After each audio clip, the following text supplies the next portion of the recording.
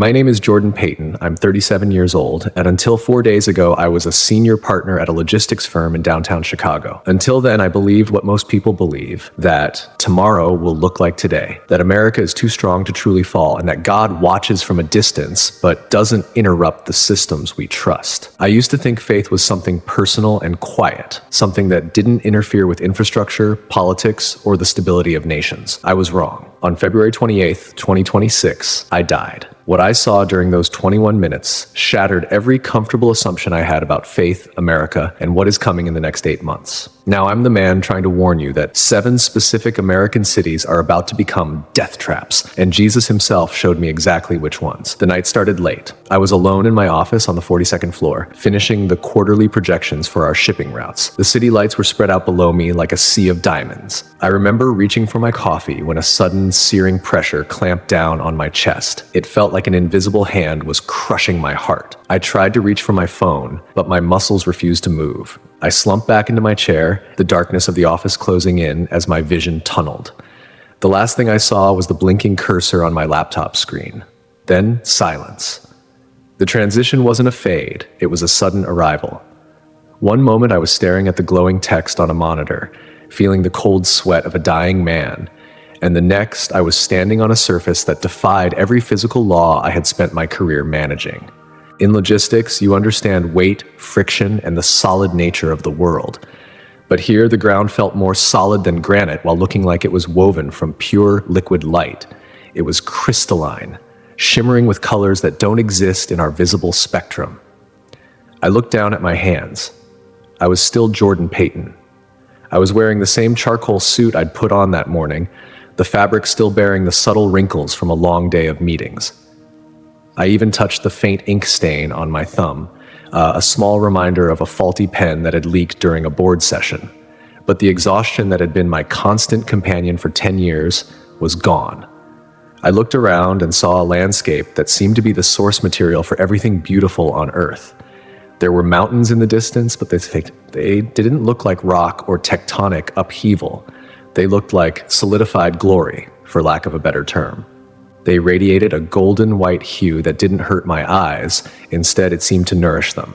The air wasn't just a mixture of nitrogen and oxygen. It was thick with life. Every breath felt like drinking from a cold mountain spring, filling my lungs with a sense of peace that made my previous life in Chicago feel like a frantic, dusty dream. There was a low hum in the atmosphere, a vibration of pure energy that suggested everything around me was intensely aware and purposeful. That's when I saw him. In the business world, you learn to read people, to gauge their authority, their intent, and their power the moment they walk into a room. I had negotiated with billionaires and government officials, men who thought they owned the world. But as this figure approached, every concept of human authority I possessed dissolved into nothingness. This wasn't the soft, frail figure often depicted in religious art. He moved with a focused, terrifying grace. He radiated a light that made the crystalline ground seem dim by comparison. His presence was so heavy with truth that I felt the urge to apologize for every empty word I'd ever spoken. "Jordan," he said. The sound of my name didn't just hit my ears. It resonated in my bones. It was the voice of a father, a judge, and a king all at once. You spent years building systems for commerce. You've tracked the movement of goods and the flow of wealth. Now I need you to serve a different mission, one that will save lives in ways your career never could. Before I could even think of a response, the environment around us dissolved. We weren't in that glorious landscape anymore. We were suspended in the void, looking down at the North American continent. It looked like a living map. I could see the glow of the cities, the veins of the interstates, and the dark patches of the wilderness. But I was seeing more than just the physical geography. It was like looking at a complex, transparent overlay. I could see the spiritual health of regions, the weight of the choices being made in boardrooms and living rooms, and the structural integrity of the very earth itself. Your nation is about to enter a period of testing unlike anything in its history, Jesus said, and his voice felt like a tectonic shift. The systems you trusted are brittle. They were built on the pride of men who thought they could ignore the Creator forever. Not everyone will survive what's coming, but I am preparing places of refuge and warning those who will listen. You're going to see 7 cities that my people must leave before summer arrives. These are not suggestions, Jordan. They are commands that will determine life or death. He pointed toward the upper left corner of the map, and the vision zoomed in with dizzying speed until we were hovering over the Pacific Northwest. I saw the familiar outline of Seattle, the Space Needle, the dense evergreen forests, and the deep blue of the Puget Sound. It looked peaceful. But as I watched, the spiritual overlay turned a deep, bruised purple. "Watch the foundations," he commanded. Suddenly, the date April 15th burned into my mind. I watched as the Cascadia subduction zone, a massive fault line I had only vaguely heard about in news reports, began to shudder. This wasn't a typical tremor. I saw the earth move in waves, literally rippling like a carpet being shaken out. The movement was so violent that the very soil seemed to lose its solid state. I watched high-rise buildings in downtown Seattle sway until their structural limits were exceeded. Glass rained down like diamonds, and then the concrete began to give way. The sound was an ear-shattering grind of stone against stone, a sound of the planet itself screaming. But the earthquake was only the beginning. I saw the ocean retreat, the water pulling back miles from the shore, exposing the dark, cold seabed that hadn't seen the sun in thousands of years. It stayed back for minutes, a deceptive silence that many people use to walk out onto the sand, confused and curious. Then the horizon changed. A dark line appeared, growing taller and wider. It wasn't a crashing wave like you see in movies. It was a rising wall of the entire ocean. April 15th, Jesus repeated. The earthquake will measure 9.2. The tsunami will follow with a force that defies human engineering. Coastal cities will have less than 30 minutes to evacuate, and most won't take the warning seriously until it's too late. I watched the water hit the coast. It didn't just flood, it erased. It carried with it the weight of thousands of shipping containers, cars, and the debris of destroyed homes, turning the water into a grinding slurry that pulverized everything in its path. I saw the ports I used to manage shipments through simply vanish. The infrastructure of the entire region, the bridges, the highways, the power lines, was snapped like dry twigs. The spiritual weight of the region was heavy with a sudden, overwhelming terror. I saw thousands of people trapped in the upper floors of buildings that were being undermined at the base. I saw the desperation of parents trying to reach high ground with children in their arms, only to realize the water was moving faster than any human could run. "Why so much destruction?" I whispered, my heart breaking for a city I barely knew. "The earth groans under the weight of rebellion," he replied. "The land can no longer sustain the spirit of those who inhabit it without a reckoning. This is the first bell of the watch. When this happens, the world will try to explain it through plate tectonics and shifting pressures. They will call it a freak accident of nature. But those who know my voice will know the hour has begun." He moved his hand, and we were pulled away from the drowning coast, moving south. The golden light of California appeared below us, but it felt hollow. It looked like a beautiful fruit that was rotting from the inside. We hovered over the sprawl of Los Angeles. I saw the tangled knots of the freeways, the millions of homes packed into the valleys, and the iconic hills. "The second city," he said, "the pride of the coast." The dates April 23rd, April 25th, and April 27th appeared before me in shimmering light. I watched as the first quake hit on the 23rd. It was significant enough to crack the foundations and send people running into the streets, but it wasn't the big one they expected. I saw people returning to their homes that night, breathing sighs of relief, posting on social media that they had survived the scare. They went back to sleep, trusting the emergency services and the building codes. Then the 25th arrived. A second, much larger quake struck, centered directly under the city. I watched the 405 freeway buckle. Massive concrete overpasses, the very arteries of the city's logistics, snapped and fell onto the lanes below. Fires began to break out as gas lines ruptured under the shifting pavement. The sky over Los Angeles turned an apocalyptic orange. But even then, some stayed. They waited for help. They trusted in the government's plan. On the 27th, the third strike came. It was a rhythmic, violent shaking that lasted for several minutes. I watched the San Andreas Fault shift several feet in a matter of seconds. The water lines to the city, the massive aqueducts that bring life to the desert, were severed. Within an hour, Los Angeles became a desert again, but a desert filled with millions of thirsty, panicked people. Fires, no water, and supply chains destroyed, Jesus explained. The logistics you understand will vanish in an instant. Without the trucks, without the water, without the power, this city becomes a cage. Those who remain will face a war zone as resources vanish. The neighbor will turn against neighbor for a bottle of water. This is the fruit of a nation that has forgotten its source. I saw the spiritual darkness over the city intensify. It wasn't just physical fire, it was a spiritual fire of rage and despair. I saw people who had lived in luxury 3 days prior now digging through rubble for scraps of food. I saw the thin veneer of civilization peel away, revealing a raw, terrifying hunger. I am showing you this so you can tell them to move now, he said. Not when the first quake hits, not when the water stops. Now, while the roads are still open. Now, while they can still sell the properties that will soon be worthless rubble. The vision shifted again, moving north along the coast to the Bay Area.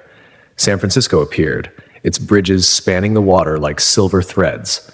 It looked fragile from this height, a city built on hills that seemed ready to slide into the sea. The Golden Gate Bridge looked like a delicate piece of jewelry from our vantage point, but as we descended toward the bay, the spiritual atmosphere shifted. If Seattle felt like a sudden shock, and Los Angeles felt like a slow burning rage, San Francisco felt like a heavy, suffocating pride.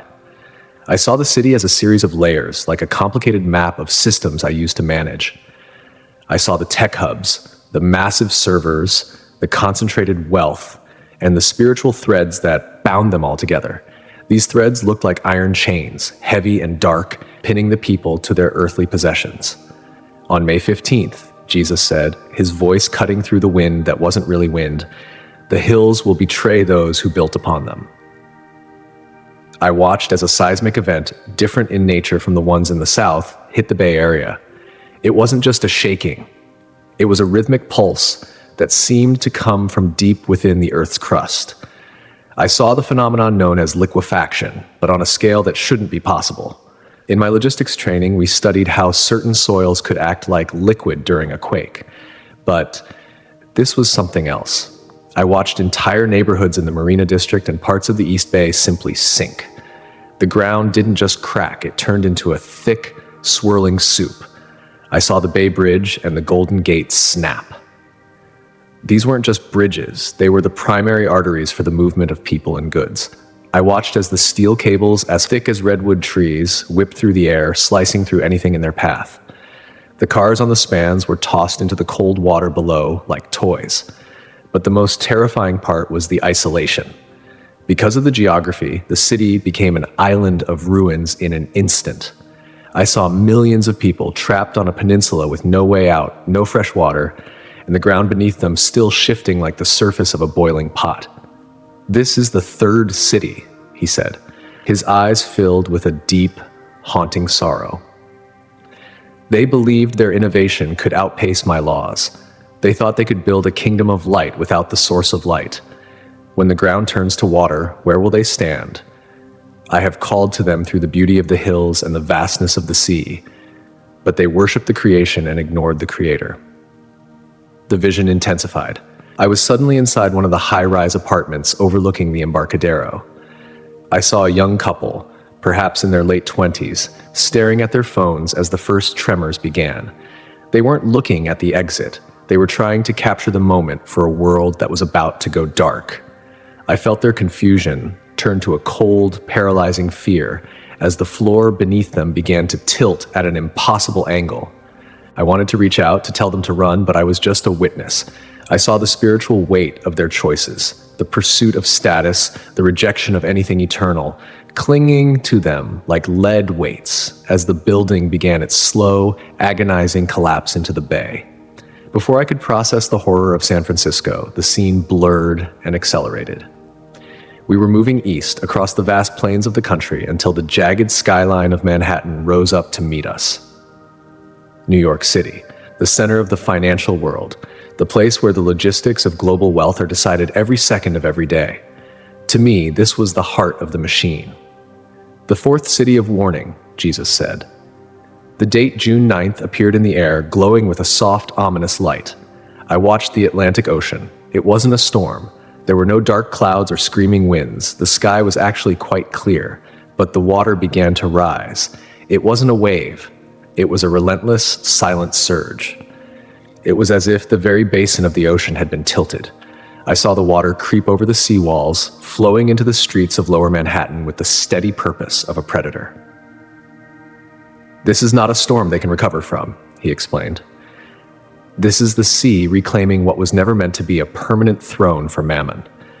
On June 9th, the water will reach 15 miles inland in some areas. The systems that keep this city alive, the pumps, the subways, the underground power vaults, will be the very things that claim the most lives. I was pulled down into the subway tunnels. It was rush hour. I saw thousands of people packed into the cars, buried deep beneath the earth, completely unaware of what was happening on the surface.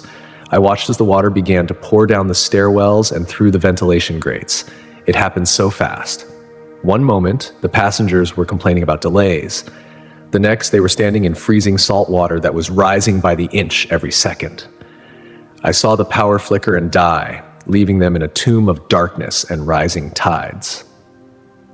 The logistics of an evacuation in New York are a nightmare, even on a good day. I saw it from the spiritual perspective. Millions of souls trying to push through the narrow exits of the island, the bridges jammed with dead vehicles, the tunnels turned into underwater pipes. I saw the greed that had fueled the city for centuries, manifesting as a dark mist that clouded people's judgment. They were trying to save their laptops, their jewelry, their files, while the ocean was literally at their door. The financial district will be a graveyard of stone and salt, Jesus said. The wealth of the nation, stored in digital ledgers and paper promises, will mean nothing when the streets are rivers. I am telling my people, get out of the city before the summer heat arrives. Do not look back at your careers or your status. A life is worth more than a penthouse. The vision didn't stop there. We were suddenly hovering over the center of the country, near the borders of Missouri, Tennessee, and Arkansas. This was the New Madrid seismic zone. I knew this area from my work. It's a critical junction for rail and trucking. June 7th, he said. The earth beneath the Mississippi River began to heave. This wasn't a localized quake. It was a massive structural failure of the North American plate. I watched as the great river, the very lifeblood of American commerce, began to flow backward. The ground underwent the same liquefaction I saw in San Francisco, but over thousands of square miles. I saw massive bridges that carry the interstate highways, the same highways I used to route thousands of trucks across every year, simply drop into the mud. The nation will be split in two, Jesus said. The east will be cut off from the west. The pipelines that carry the fuel to the cities will snap. The rail lines that carry the grain will be twisted into knots. When the logistics of food and energy fail, the heart of the nation will stop beating. This happens on June 7th, just 2 days before the waters rise in the east. I saw the spiritual significance of this. The great river had become a symbol of the nation's pride in its own strength and geography. When it changed course, it represented a total loss of control. I saw the panic in the eyes of local leaders as they realized no help was coming from the federal government because the government itself was paralyzed by the scale of the disasters. I saw grocery store shelves across the Midwest go bare in a matter of hours. I saw the just-in-time delivery system, the very thing I had spent my life perfecting, become a death sentence for those who hadn't prepared. We then moved south toward the Gulf Coast, Houston, Texas, the energy capital. I saw the massive refineries, the sprawling suburbs, and the flat, low-lying coastal plains. The fifth city, he said, the city of oil and smoke. On July 12th, I saw a sequence of events that looked like a chain reaction. A series of atmospheric pressures combined with the instability of the earth led to a massive industrial failure. It wasn't just a flood. I watched as the storage tanks at the refineries began to rupture. The chemicals mixed with the floodwaters, creating a toxic, iridescent sludge that covered everything. Then, the fires started. Because the water was covered in flammable chemicals, the very floods were burning. I saw a canopy of thick, black poison rise into the air. The wind carried it inland, over the residential neighborhoods where families were trapped on their roofs. They were fleeing the water only to breathe in the death that was falling from the sky. I saw the spiritual state of the region, a place that had placed its entire trust in the black gold of the earth, now being consumed by it. The air will become a weight they cannot carry, Jesus said. July 12th is the day the smoke begins. My people in this region must move north and west. Do not stay for the jobs at the plants. Do not stay for the houses by the bay. The land is being cleansed, and the cost will be high for those who cling to the old ways. I felt a deep exhaustion settling into my soul, even in this spirit form. The sheer scale of what was coming was more than my mind could organize. I tried to think like a logistics manager, trying to find a way to fix the problem, but there was no fix. These were not problems to be solved, they were judgments to be endured. Lord, I asked, how can anyone survive this? The food, the water, the medicine, it's all gone in these visions. I am the bread of life, he responded, and for a moment the light around him flared with such intensity that the visions of destruction faded. I have provided a way, but the way is narrow. It requires a total abandonment of the systems of man. You see the collapse of the world, but I see the birth of a remnant. I am showing you the cities of death so that you can point them toward the states of refuge. He turned his gaze back toward the map of the country, specifically toward the Great Lakes. I saw my home. I saw Chicago, the city where I had built my life, my career, and my pride. It looked beautiful in the summer light. The lake blue and inviting, the skyscrapers reflecting the sun. But as I watched, a dark shadow began to grow from the very center of the city, spreading outward like a stain. The shadow over Chicago didn't look like a storm cloud. It looked like a thick, oily veil that settled over the familiar towers of the Loop. I saw the city as a living organism, a massive machine that required a constant rhythmic pulse of electricity and fuel to keep its heart beating.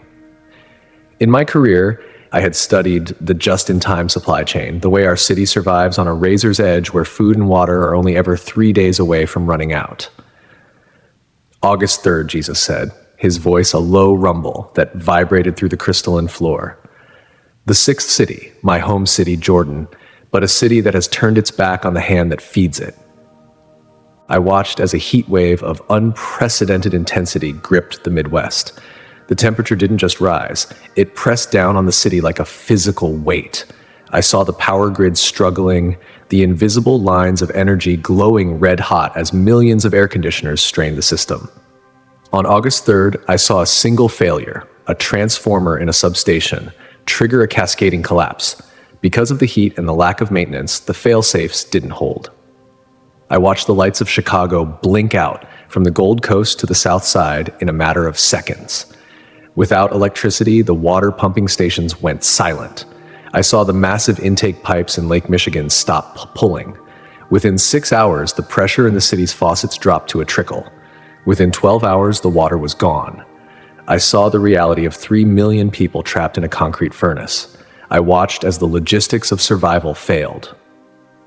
The grocery stores couldn't keep their refrigerators running. The food began to rot. The gas stations couldn't pump fuel. The elevators in the high-rises, the very buildings I had spent my life in, became vertical coffins for those who couldn't climb 40 flights of stairs in 100-degree heat. This is the collapse of the self-sufficient man, Jesus explained. When the water stops and the light vanishes, the veneer of civilization disappears. I saw the violence erupting in the streets not because of a natural disaster, but because of the absence of my spirit. People who had never known a day of hunger were fighting over a single gallon of water. They put their faith in the grid, in the city's engineering, in their own wealth. When the grid failed, their faith shattered.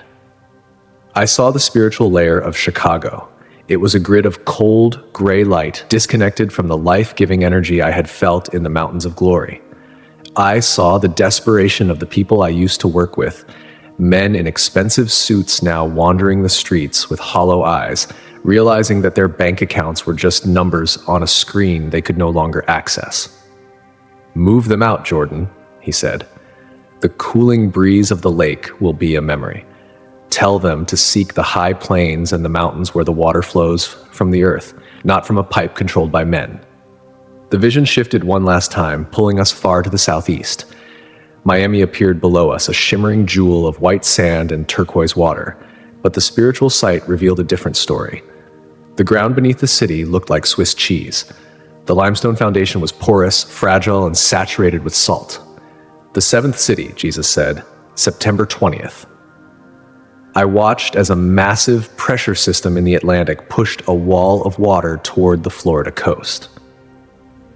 But the disaster didn't come from a wave. I watched as the rising sea level, combined with the weight of the storm surge, forced the ocean up through the ground itself. The water didn't come over the sea walls. It bubbled up through the streets, through the sewers, and through the foundations of the condominiums. I saw the iconic high-rises of South Beach beginning to lean. The limestone was dissolving, losing its ability to hold the weight of the steel and glass. On September 20th, I watched as entire blocks simply subsided into the earth. It wasn't a sudden crash, it was a slow, sickening sink. Buildings didn't just flood, they tilted and collapsed as the ground became a slurry of sand and salt water. They built their houses on the sand, he said. Literally and spiritually. They ignored the warnings of the rising tides because they loved the view from their balconies. Now the view is all they have as the earth swallows their pride. Miami will be a memory of the sea.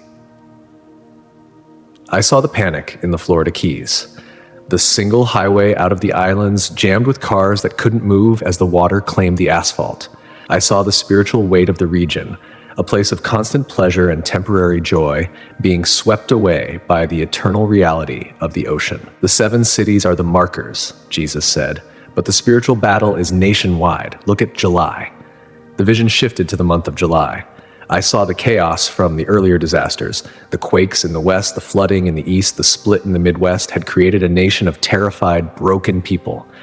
I saw leaders emerging on the television screens and the digital networks. They spoke with calm, soothing voices, promising safety, order, and a return to normalcy. I watched as they introduced a new system of identification and resource allocation. They called it a solution for stability. It involved a biometric link, a digital mark that would track a person's health, their location, and their access to the emergency food and water supplies. To a starving, terrified population, it sounded like salvation. I saw lines of people in July, miles long, waiting to receive this upgrade so they could feed their children. This is the great deception, Jesus warned, his voice filled with a fierce, protective fire. They will sell it as a way to prevent future disasters, a way to coordinate aid, but it is the seal of the beast. I saw that once a person accepted this digital link, the light in their soul went out. They were no longer able to hear my voice. Their capacity for truth was severed. They became part of the machine, a component in a system that hates its creator. I saw the contrast. Scattered throughout the nation, I saw small pockets of light.